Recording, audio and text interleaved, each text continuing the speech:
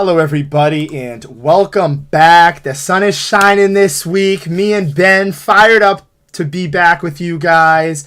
We were just talking before the show. It's a great time in sports right now. We got a huge UFC card that we're going to recap. We're going to kick the show off recapping. We're going to talk some Red Sox, some Yankees, some baseball. We'll talk some Bruins. Bruins made some history, as Mikey alluded to in our chat. We got Aaron live in the chat. We're going to talk some Celtics and branch out of the Celtics a little bit, talk some NBA playoffs. That is capping off tonight. That is starting.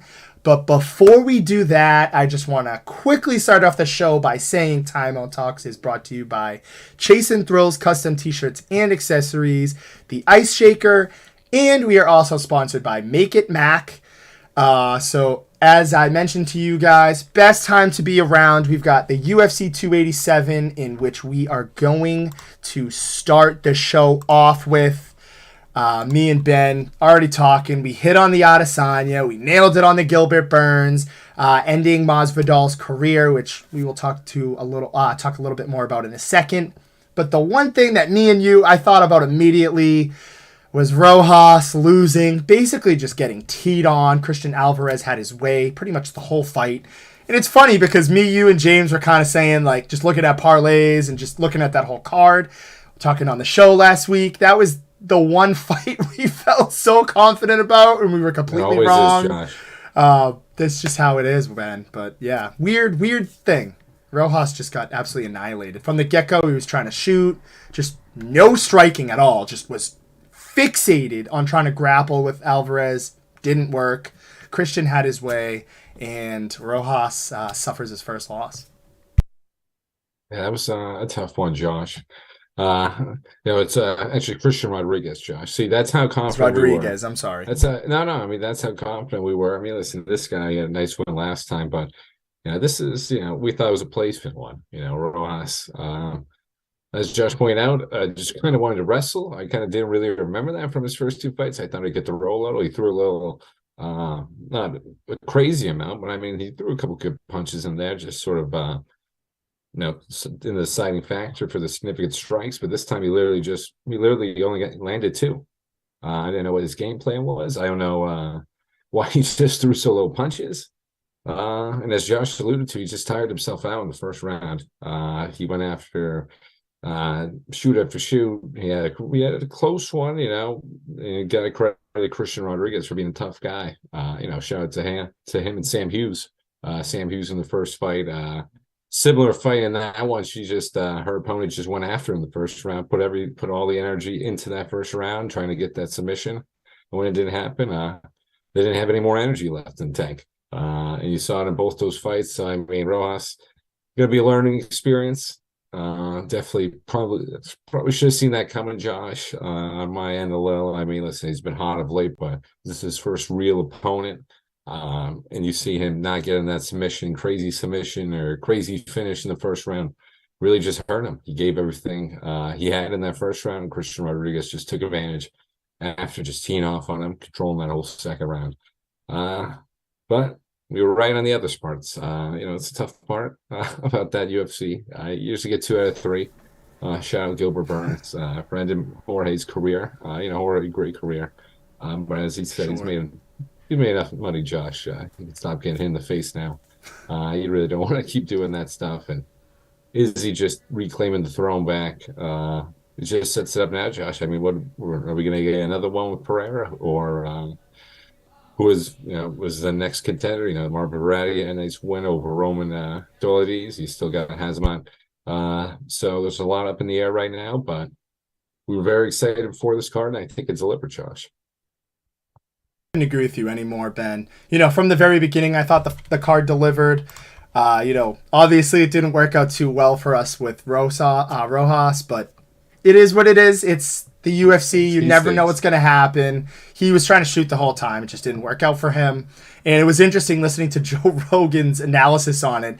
Rodriguez, I keep wanting to call him Alvarez. I think I'm getting confused for something else. I think Alvarez was the one who fought Rob Font.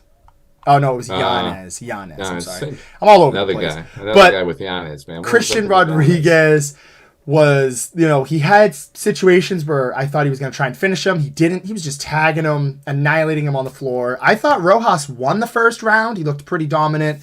But Rodriguez, as Rogan had mentioned, a lot more experience, 25 years old compared to 18. It showed in the ring. He had his way.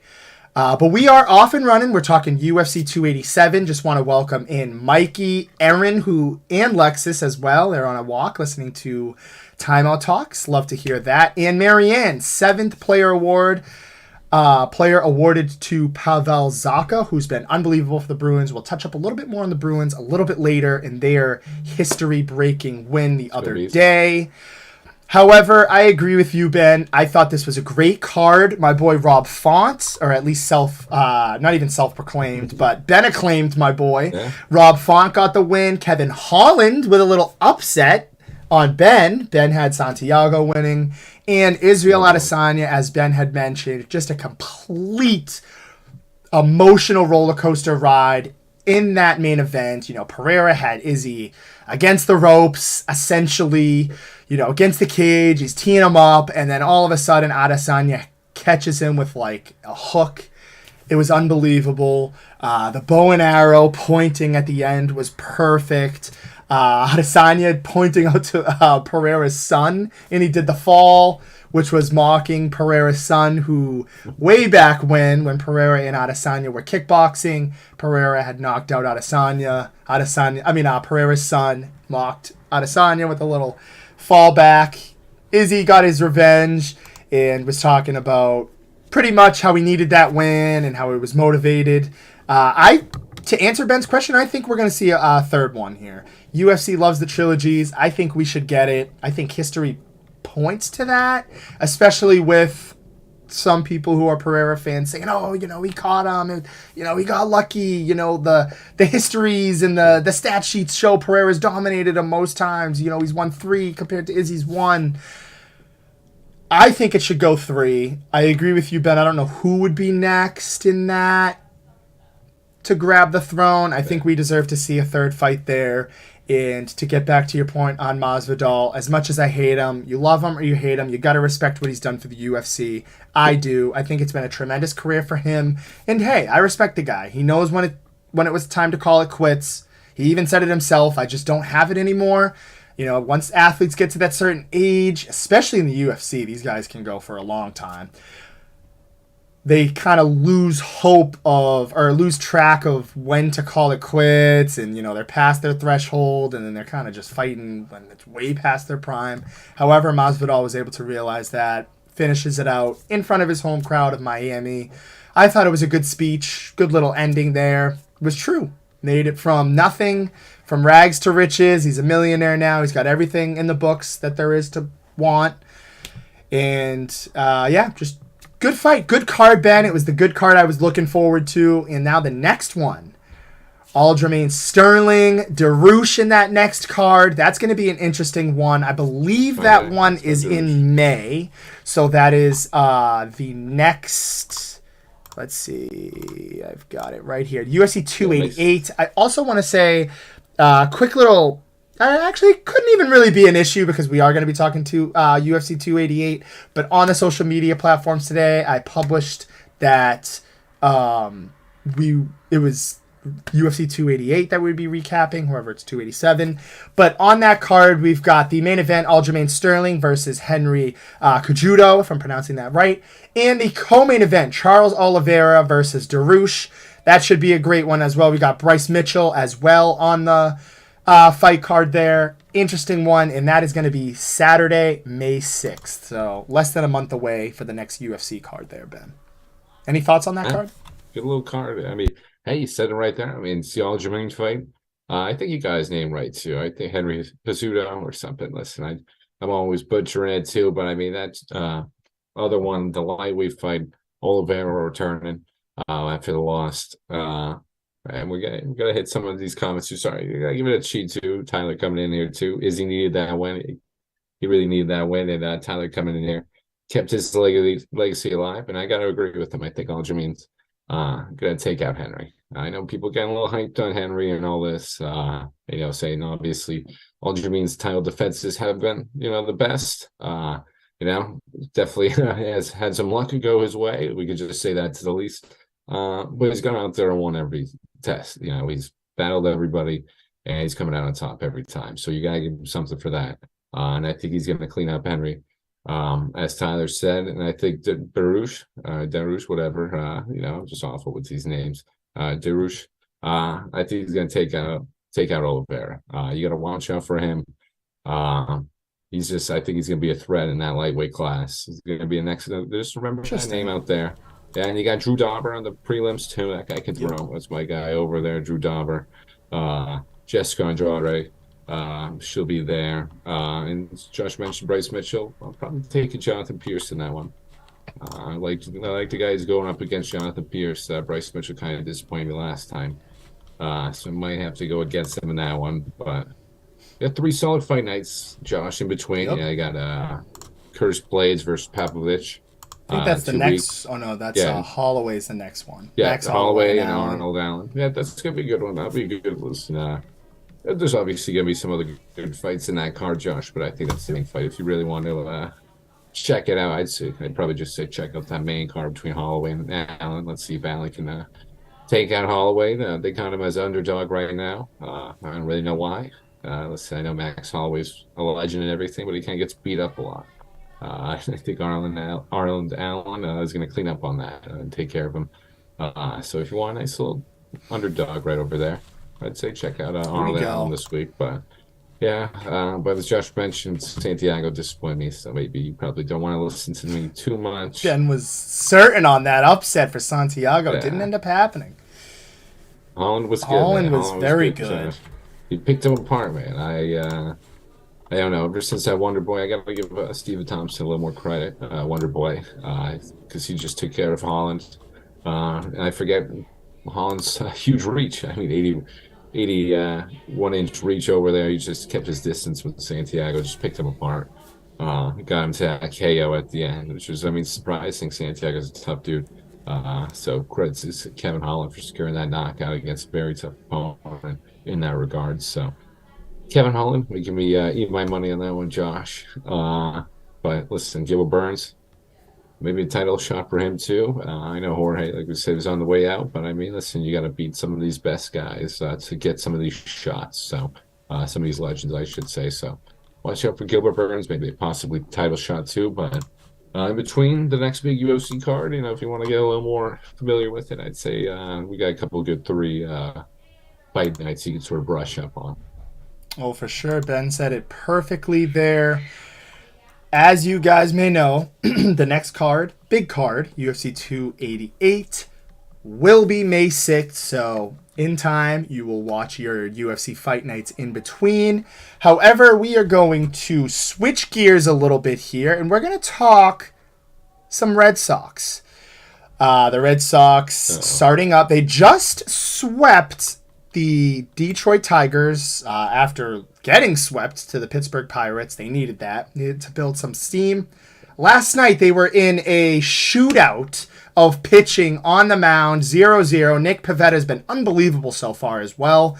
He was able to deliver. However, it was Brandon Lowe, 8th inning, 1-0 win for the Tampa Bay Rays as they stay undefeated, 10-0. The Red Sox are playing the Rays right now as we speak. I will get a live update for you guys. But down 2-0, Josh. Down 2-0 early for the Red Sox.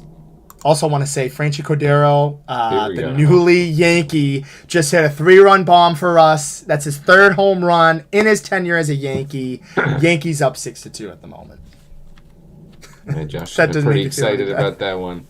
Yeah, Josh has been rubbing in that one. We got to give Josh his shine on that one. I was just confused. I thought we still had Frenchie. Shows you how much I know and everything. Yeah, Josh's Yankees and Rob's Yankees. I'll throw Rob in there. Rob loves all the good teams, I guess.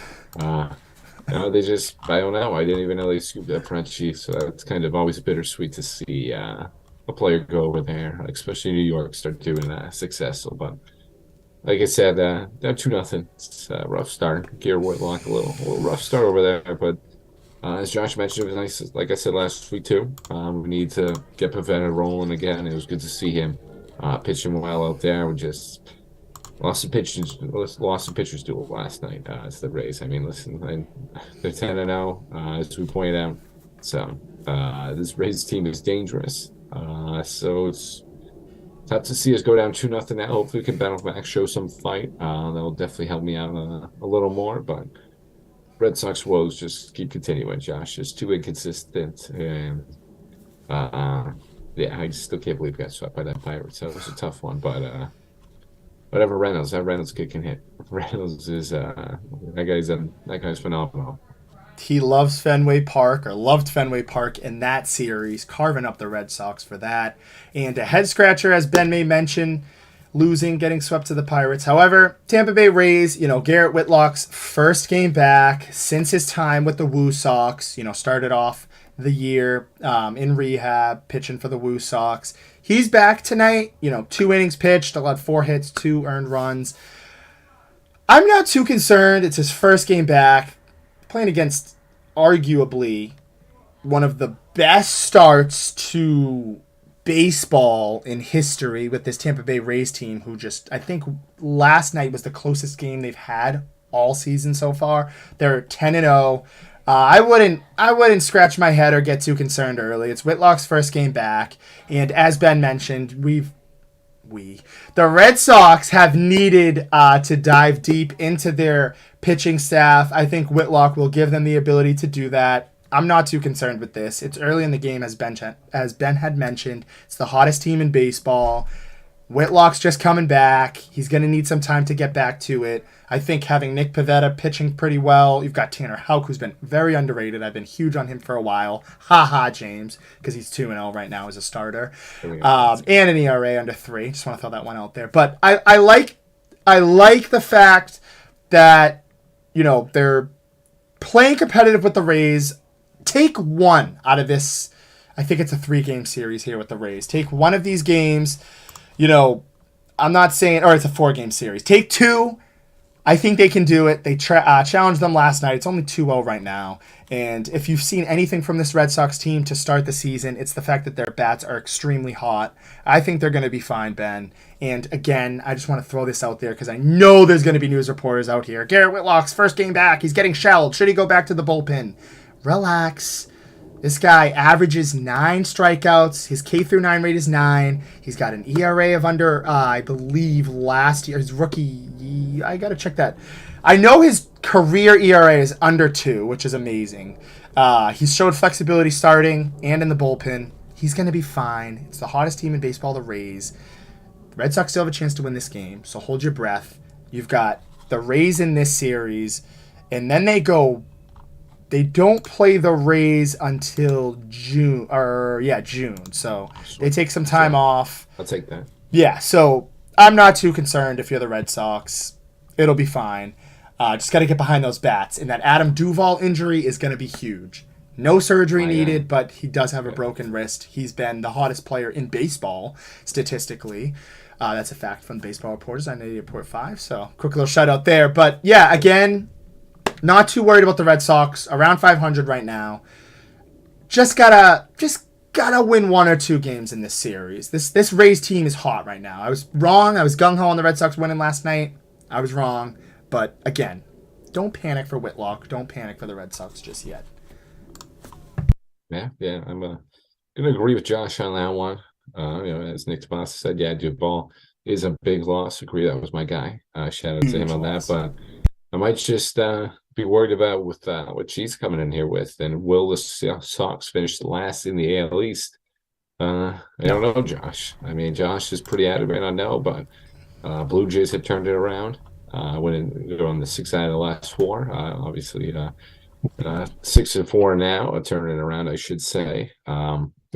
Just from that little rough start they had, turning around to now. I mean, second in the division, obviously behind the best team in the Rays and tied with the Yankees. Obviously, still early, just a game back of them, but still, I mean, them having that rough start, but thought I'd be able to capitalize on that a little more. On the Orioles, everyone knows how I feel about the Orioles. It's a good young team over there, plenty of talent. And then you got the Yankees, and as I mentioned, the highest team in baseball, the Rays. So I think the Red Sox, just the division might just be just too good right now, Josh. I think the division might be too good this year. May unfortunately get affected by that. Just with the way your guys play. I mean, Frenchie's going off for you guys. The Yankees are playing well. So it might just be due to the circumstance of the AL East just being too good that we finished last. So I could see it, Chi, but as Josh mentioned, I don't want to see it. Josh, I don't know if he would want to see it. He said no, but I don't know. Something deep down with the Yankees fans, you never know. I think he still might want to see Uh, it, but still think he does. it would be funny, especially for fans like Chris, Cody, Jamie, James, Kyle, who are always on my case as a Yankees fan. It'd be funny to see them go through a little adversity. I don't think that's going to be the case. I think that they have a chance to be better than the Blue Jays. I'm not buying the Blue Jays. I'm not. I think they have a chance to be better than the Orioles. I see them third or fourth place range. I know we know what their offense can do. We just don't know what their pitching is gonna do. We know Kenley Jansen's been the staple in the bullpen. The other guys, not so much. I think you want to see guys like Chris Martin be solid. You want to see Zach Kelly come in and be solid. Schreiber's been inconsistent. So if they can find consistency pitching, Ben, I really think they have a good shot to, maybe snag a wild card, maybe finish in third in that division, which is probably one of the most competitive divisions in baseball. But they've got an interesting stretch here, Ben. They've got to handle the Rays, or at least finish with the series equalized at 2-2.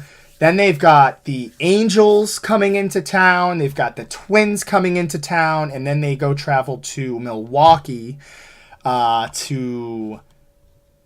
Actually, no. Then it would be the Orioles after that. So all those series right there. 2 series on the road to wrap up the month of April with some pretty competitive matchups there.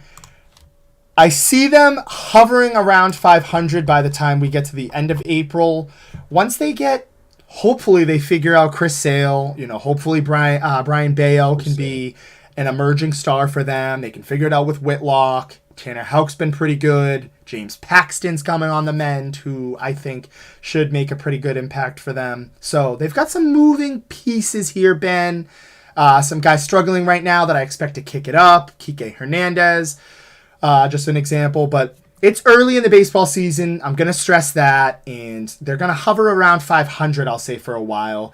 The bigger question is, how far can their offense take them? How far will their pitching staff go? But they've got to handle this series with the Rays. And I think if you're a Red Sox fan, you can come out of here looking to be around 500 with the series tied. I think you're pretty good, in good shape. Yeah, like you said, I think we just need to have around that 500 and just have sort of that big run and just catapult us into a wild card spot.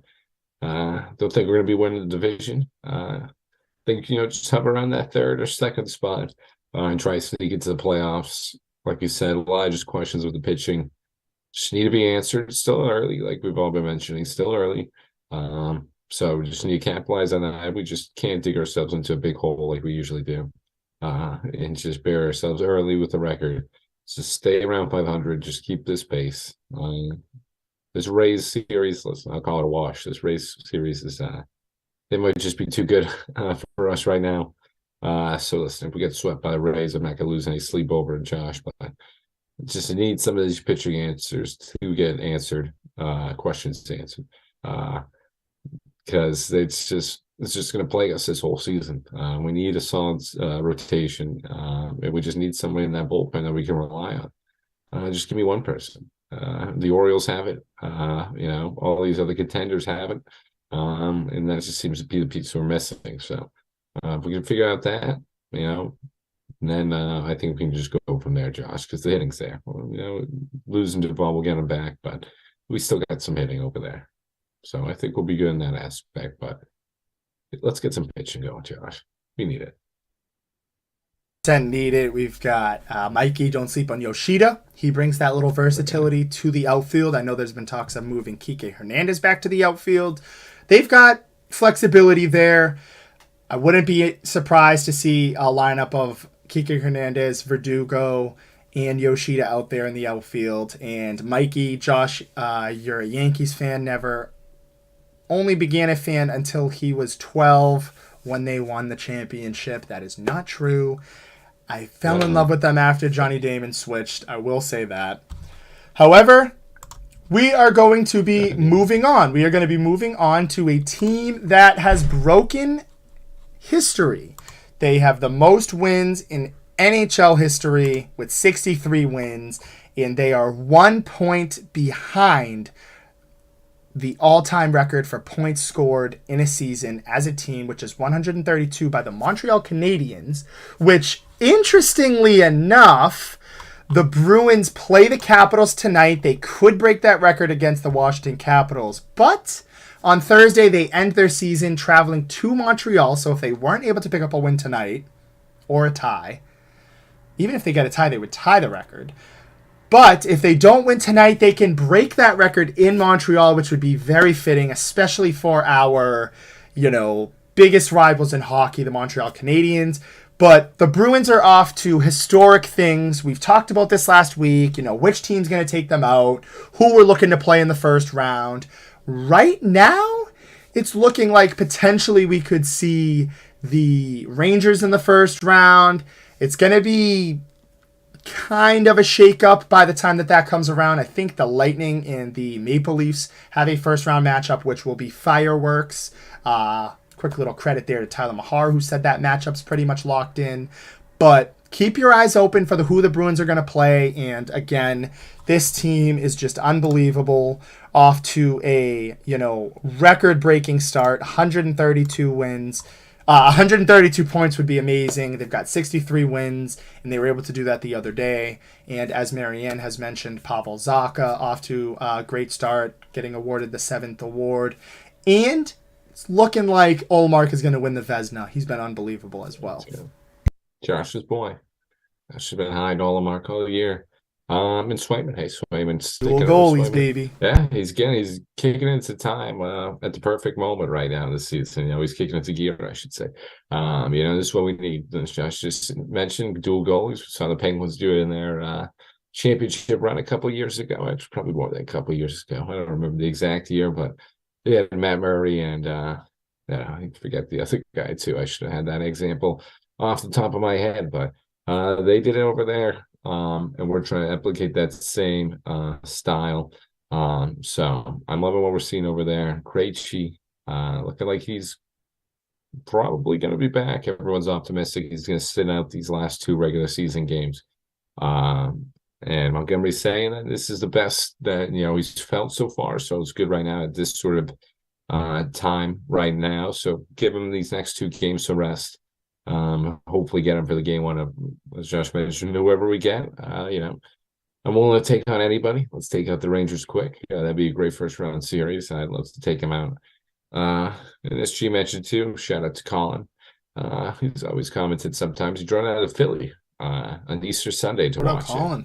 Yeah, he's a real Bruins fan. I went down to Philly, scared those Philly fans get a little rowdy sometimes, and it was a crazy game. So shout out to him for that commitment, and shout out to the Bruins too. Just as Josh mentioned, just what a record-breaking year. Doing it in Philly right there. Most of the teams that have done, got to this sort of point. I think the Canadians, there's only 4 teams that have gotten to this point. This amount of wins, I believe 62 wins plus. 3 out of 4 have lost in the playoffs. I think the old school Canadians team won it. So not the best record for us right there, but I think this team's going to defy the odds, Josh. We're looking really good. This Pastrnak hat trick too. It was just phenomenal. This team just keeps pulling stuff out of thin ice, and just they just keep winning every single game. They keep finding a way. Yeah, they keep finding a way to win. I've mentioned multiple times, Team of Destiny vibes, Team of Destiny feelings, and I'm feeling it. So hopefully get Taylor Hall back too. Yes, should be back. Hopefully we can monitor that too. Yeah, we hopefully get that going. But this Bruins team just fun to watch, and Josh, as me and Josh were talking about before the show too, great time right now. We're getting both playoffs, NHL and NBA. Helps soften the blow without football for a little, even though we got a little draft coming up end of the month. We'll get into well, a couple of weeks, maybe next week we'll get into it for sure. For Uh, sure. yeah, because we gotta get those drafts going. We gotta get everyone. We gotta get those big boards going. But this is the NHL and NBA's time to shine. So everyone, that NHL postseason, one of the best, electric out there. And we got the NBA. I mean, postseason starting today or tonight, I should say. If you count, if you count those play-ins. I know some people don't, I do. Josh. I do. Yeah, me too. Me too. It counts because But if yeah, we'll get to it a little bit later. I'll yeah, get to it. yeah. To your point, Ben, I just want to throw some stats out here. Jeremy Swayman has started in just about 30 games, actually literally 30 games, a record of 23, 6, and 4, a save percentage of .921, pretty good. And he allows a little bit over 2 goals a game, so 2.22. So 2 goals a game. Very good. Very, very, very good. He's solid. At home, his goals allowed a game under 2. He's got about 353 saves in this season. Stellar numbers. Now listen to this. So both of your goalies have allowed under 3 goals, far under 3 goals a game for this season.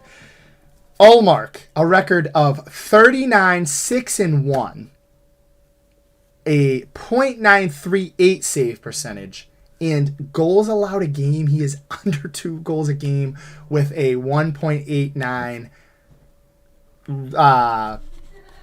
goals allowed a game record there. He's got 708 saves. Actually, no, I lied. I'm completely wrong. He's got 1,347 Even saves more.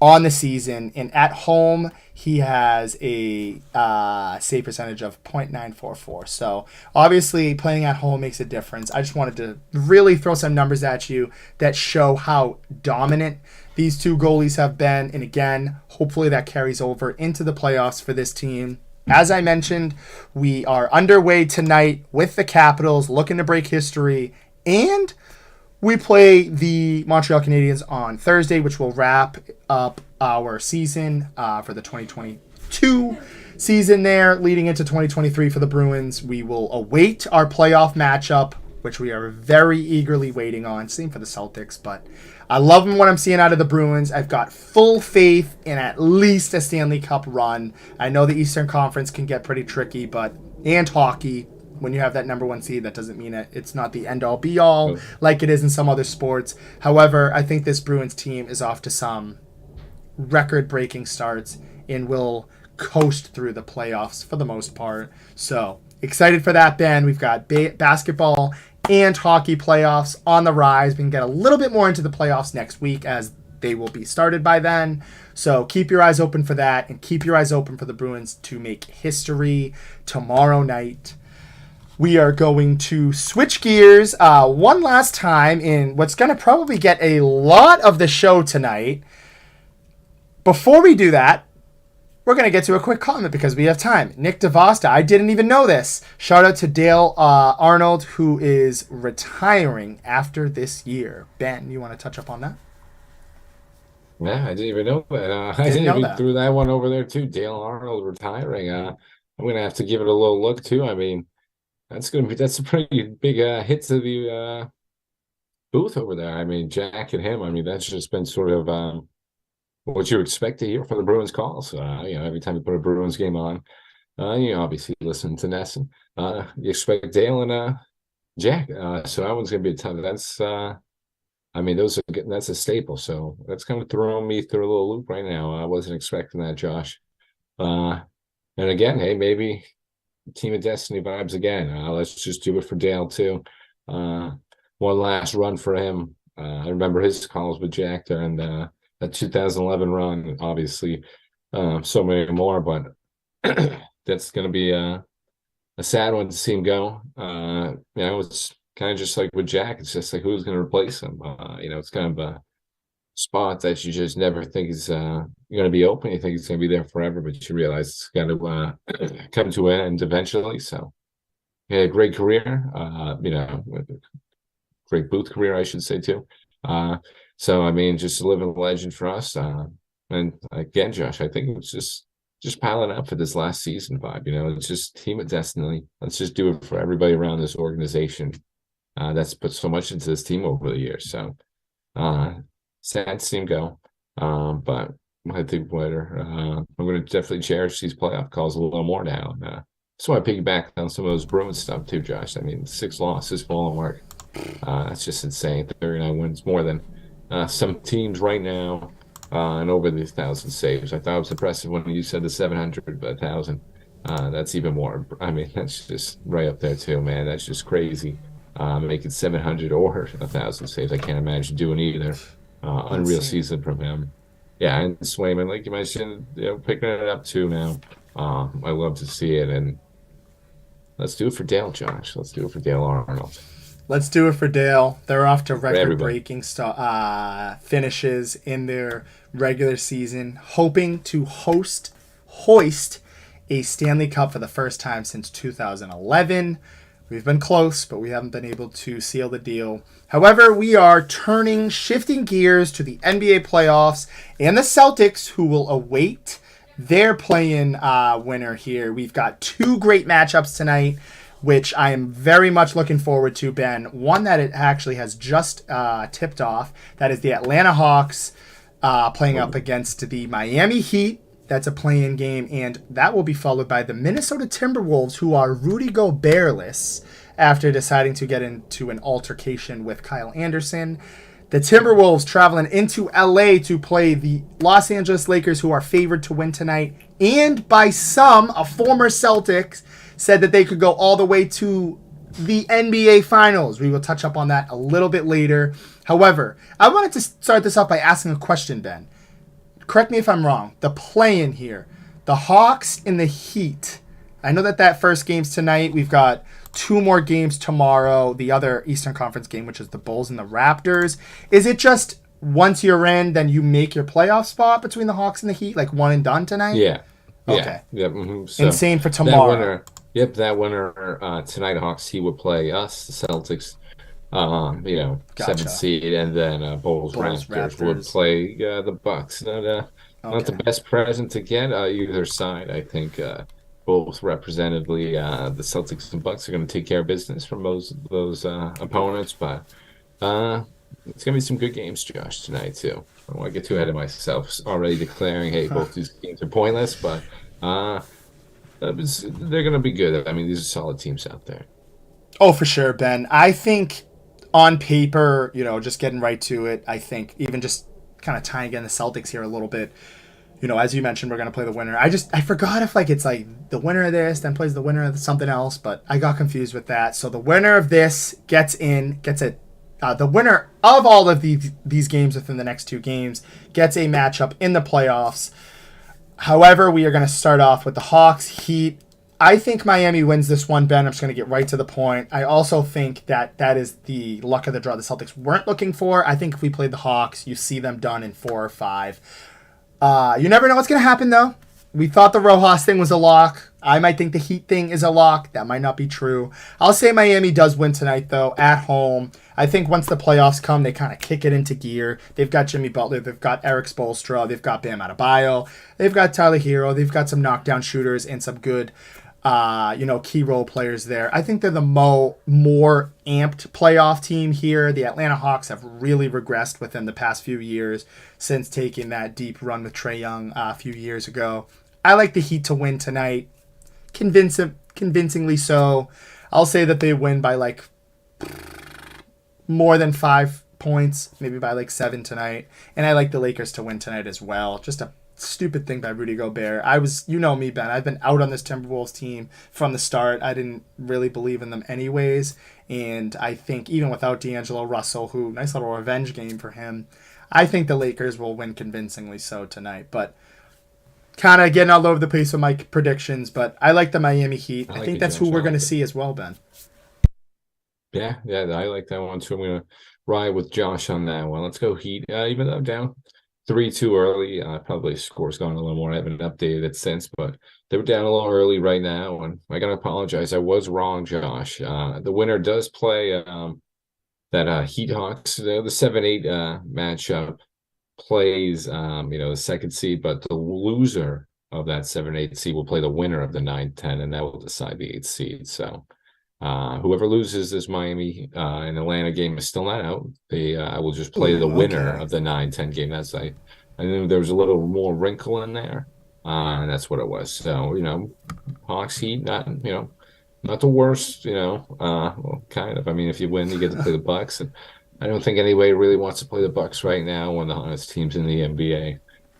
But yeah, so they would have to play the winner of the 9-10, Gotcha. the So the Raptors. winner of that tonight, Yeah, say the Heat win, they're in. yeah, They got they're in. nothing to worry They will about. be playing. They Gotcha. will be playing us, which I hope. To be honest, I'll take either of these teams. Same. I will get into it a little, but yeah. So both of these teams, if you lose tonight, it's not over. But you got the Bucks this year. Sort of present right there again. So it's gonna be a little tough one, and just jump on that one with Josh too. Rudy Gobert. He stinks. You just get this guy. This guy is just like, who knows what he's doing. Uh, some people saying, it's addition by subtraction with him being out there. They're 8-4 without him this season and scoring a lot more points without him. Yeah, I mean, the defense definitely lacks a little more. You don't have that presence out there, but they score a little. They seem to score more. You never know. Maybe they just play better because they know they were denying any beef or whatever, but I don't know if people are liking Rudy too much over in that locker room right now. It wasn't too positive reception from him after the punch, and I still remember the microphone and the coronavirus and everything. So I'm still holding him for that one. He just seems to always be doing something just to rile people up or just do something to get into people's skin. So I think it was just a stupid move from him on that part. Just getting out of this key playoff game. Because the only time the Lakers have played the Timberwolves this year with both LeBron and healthy Anthony Davis, both healthy, I should say, they won pretty handily. So they think they would have wanted all their top performers out there, top weapons, but Rudy not the smartest guy out there, Josh. So I think the Lakers take care of business in that one. Long-winded answer. Hottest team since All-Star break, so watch out for the Lakers. Eight Sure. say. They're Eight pretty say. dangerous. I think that they're going to get in, and that's going to be. I know some people were thinking, oh, maybe they could play the Suns in the first round. That's not going to end up happening. I think that they will buy themselves a ticket against the Grizzlies, who I actually think they could have a chance against, which is crazy because I was so gung ho against the Lakers, like not making it. But I'm going to start with agreeing with you. I think if you look at, where are they? Here we go. The Bulls and Raptors. I like the Raptors in that game. Thunder Pelicans. That's going to be an interesting game as well. Interested in seeing, that's a one, like you win, you're into the next one. If you lose, you're done. I'm kind of pulling for the Thunder there. I know Zach probably isn't going to want to hear that, but I like Josh Giddey. No. I'm a huge Shea Gilgeous fan. I think that they got some young pieces there to kind of push them over the top. I like the fact that they're competing. They're getting that young core there, some playoff experience. Some people might not like to call it playoff experience to the play-in, but I like what they're doing. I'm rooting for them tomorrow. I'll say they get the upset, and I will say the Raptors end up beating the Bulls. However, flipping the switch over here, I'm going to say, just calling it off quick here, I'll say the Bucks, they get out of their first round. Cavs, Knicks. I like the Cavs better, Ben. I think that has Game 7 written all over it. Sixers, Nets. I think the 76ers make quick and easy work of the Nets. I think, they're kind of just banking on injuries at that point. Celtics, I think they make easy work, maybe 5 or 6. Maybe the Heat can take them to 6. But again, moving forward to the Western Conference, I think the Nuggets, they sweep, make easy light work of that. I'm going to skip that fourth and fifth one. I'll come to that after. I think the Lakers have the potential to have the seed upset over the Grizzlies. I just think that veteran leadership over there for the Lakers, they've got more playoff experience. John Morant kind of coming back into this team, being thrown into the bunch here. I don't think it's going to work out. However, Kenny Lofton Jr. been unbelievable. Scored 42 points the other day. Quick shout out to him. He just called up from the G League. He was great last night. So that'll be an interesting playoff matchup. I think the Lakers, they win tonight. They easily get in there. So I just want to throw that out there. In the Kings and Warriors, Ben, this is an interesting series. We've got tons of playoff experience versus not much playoff experience for the Kings. Their first time there since I believe it's 2001 for the Kings. 3 seed versus the 6 seed Warriors. I'm rooting for the Kings in this. However, I don't think that ends up happening. Playoffs are going to hit. Nerves get high here. I think that the Warriors get this win. They will move on to play the winner of the Lakers and Grizzlies. Now, imagine a Lakers-Warriors second round matchup. That'd be great. I'm getting ahead of myself here, Ben, but we got time. And then the first round, the matchup I was waiting for the end, probably the most interesting matchup in all the playoffs. The Suns and the Clippers. You've got KD going at his former teammate and Russell Westbrook. You've got an injured Paul George who probably is going to miss this series. You've got Kawhi Leonard who's going to have to carry the load, which ironically enough, Paul George had to do last year. This has got a fantastic storyline written all over it, Ben. I'm beyond excited for this. I think the Suns go, and I think the Suns have the chance to go all the way to the Western Conference Finals and potentially win that. On paper, they're great. Kevin Durant, those guys can mesh. They've played less than 8 games together. I think I've seen a thing where it's Devin Booker, Chris Paul, and Kevin Durant, and DeAndre Ayton. That 4 have played. Actually, no, I think it's literally just Kevin Durant, Devin Booker, and Chris Paul. Just those 3 have played 8 games, which was the equivalent to James Harden, Kyrie Irving, and Kevin Durant in Brooklyn. So, not much games, but that doesn't matter. They've got all the talent. So, that's my predictions there for the first round. Got a little ahead of myself. Yeah. I mean, they're undefeated, Josh. When it's a small sample size, but they're undefeated when all those guys are out there on the court together. It's just a deadly trio. Little fact. So, I mean, I think unfortunately that I'm gonna. Not unfortunately, but unfortunately for the Clippers and that one, I'm going to side with you on that one, Josh. I think the Suns are just going to take that one. Paul George going down was just tough to see for that team. Kawhi, but I mean, yeah, if anybody's going to be able to carry a team, Kawhi is the guy. But I just think the Suns' firepower is going to be a little too much. Grizzlies, as Josh mentioned, might be a little susceptible to the Lakers. I mean, they're off on the road 16-25 this year. So some of those road woes could hurt them against a veteran Los Angeles team like hey, D'Angelo just came on, Rui Hachimura, big addition, Malik Beasley, Jared Vanderbilt. I mean, all these trades. They got rid of Russell Westbrook, Patrick Beverly, and Thomas Bryant, and just got all these great guys back. I don't know what the Timberwolves were doing, getting rid of D'Angelo like that, taking on just whatever they got. But I mean, the Lakers just got instantly better. So I gotta give them a little chance in that Grizzlies one. It's gonna be tough, Josh. But I think I could definitely see the Lakers pulling up an upset if they can get there. And that Cavs, I want to touch on that Cavs Knicks ones too. Just throughout all of that, I mean, I got the Cavs in that one. Definitely could see going 7, but I think the Cavs wrap it up at 6 over there. I think they'd win one in New York and take care of business. I love that New York team, but I think this Cavs team just got too much size on them. And Donovan is just playing great right now, and yeah, pretty much. I think everyone else, we'll get to the Celtics too and everything, but. I think some of these other teams, Josh, take care of business pretty easily. Some of these top seeds. For sure. And as we were kind of talking about earlier, for hockey, it's completely different for hockey, baseball, even football. Sometimes you see some upsets, but basketball, it's pretty much like written in the stars for the 1 seed and the 2 seed to kind of just dominate. It's like once the second round gets going, I feel like then it really starts getting interesting. Not to say it's not interesting now, but there's always room for upsets. But it'll be, I think, a couple shocking series. I think that the Warriors will beat the Kings. I don't think that's like so shocking, but in terms of seeding wise, I really think that the Lakers could go far as a play-in team. I think that they could go at least to the second round. And a Warriors Lakers second round matchup would be fireworks. Two California teams going up at it. LeBron, Curry, going for those rings and those legacy pushers there, those thresholds which are already super high. But again, don't want to get too excited here. I think what we're looking at on paper is a Warriors Suns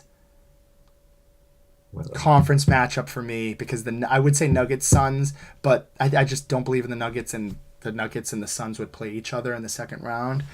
And I think we're looking at Bucks and Celtics. The 76ers just don't scare me, Ben. I know Jared's trying to push this whole notion of Joel Embiid this, but it literally took Joel Embiid to have a near 60-point performance without Jaylen Brown, and we almost won that game. I know I'm kind of stretching here, but I don't think it's too much of a stretch. History shows within the last 3 or 4 series that we've played with the 76ers, we wiped the floor with them. I think it could go to 6 with them.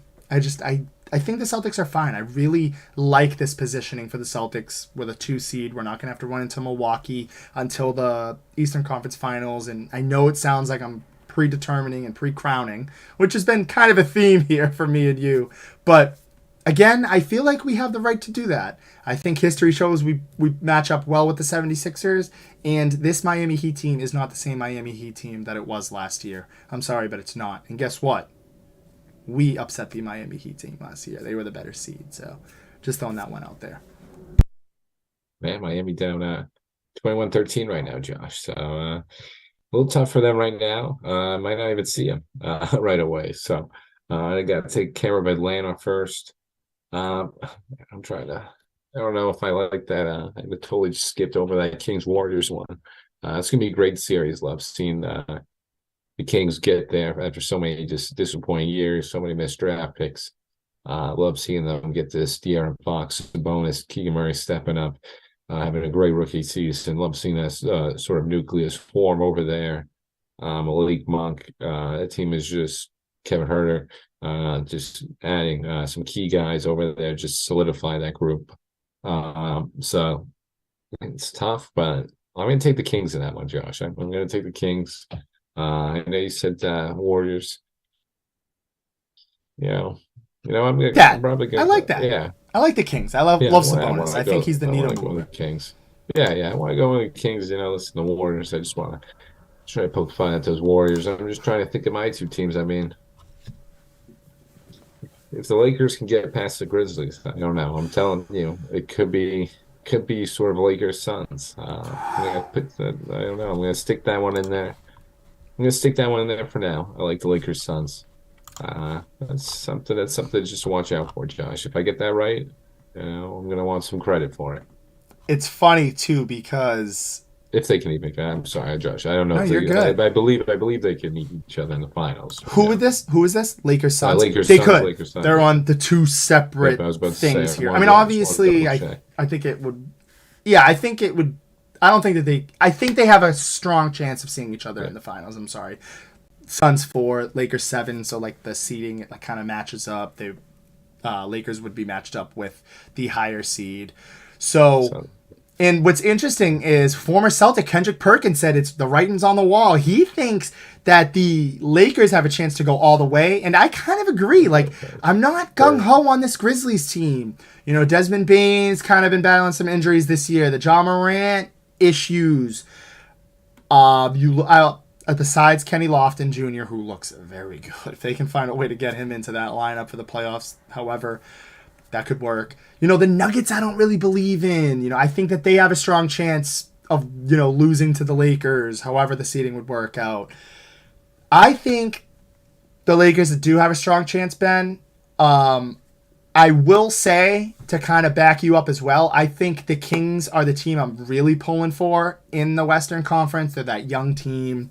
They have firepower, but they're more of a balanced offense there. They've got Domantas Sabonis. They've got Davion Mitchell, who's been very good.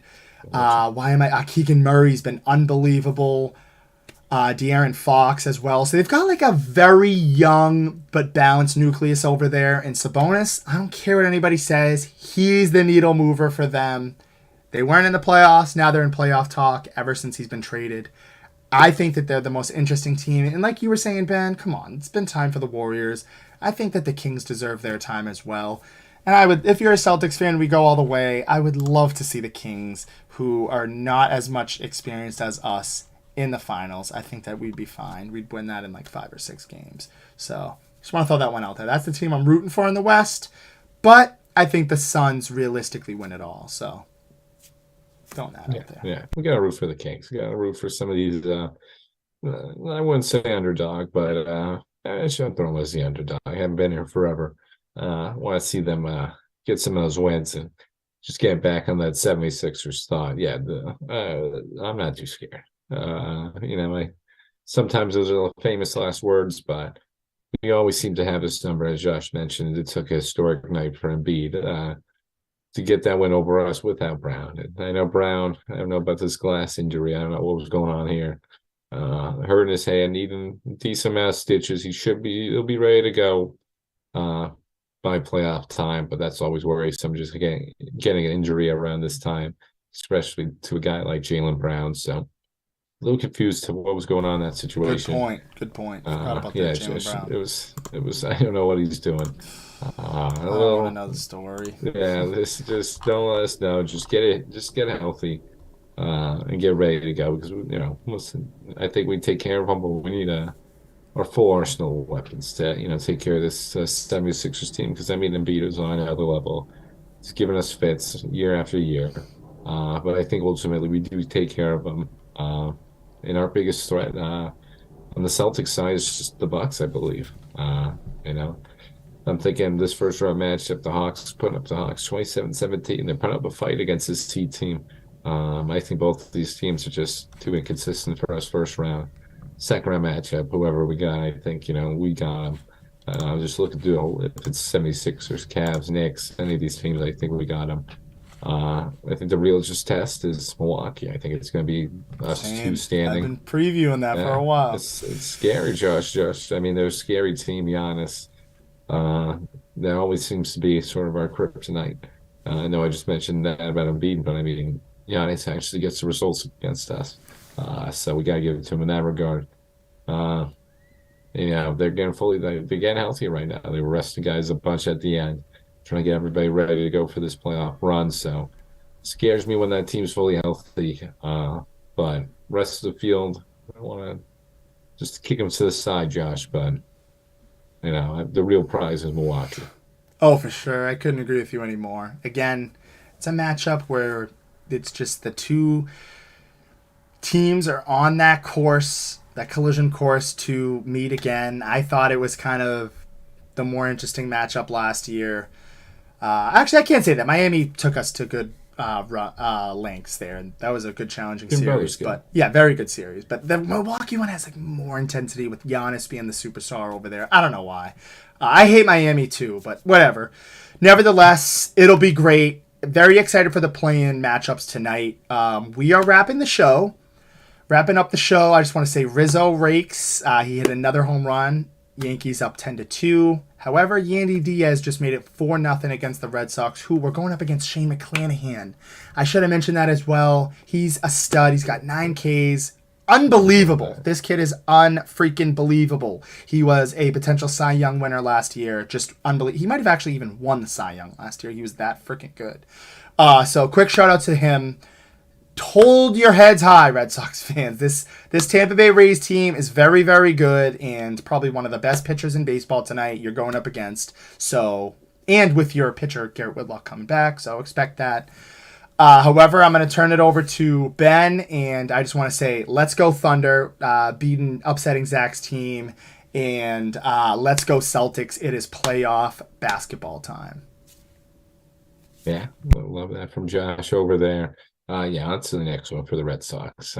Shane McClanahan. Let's just move on to the next game, next series. Rays are just on fire right now. We're not in the right mindset for them. But Josh perfectly said it right there too.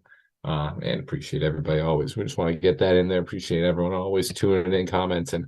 But it's playoff time. So let's go Bruins. Let's go Celtics, Josh.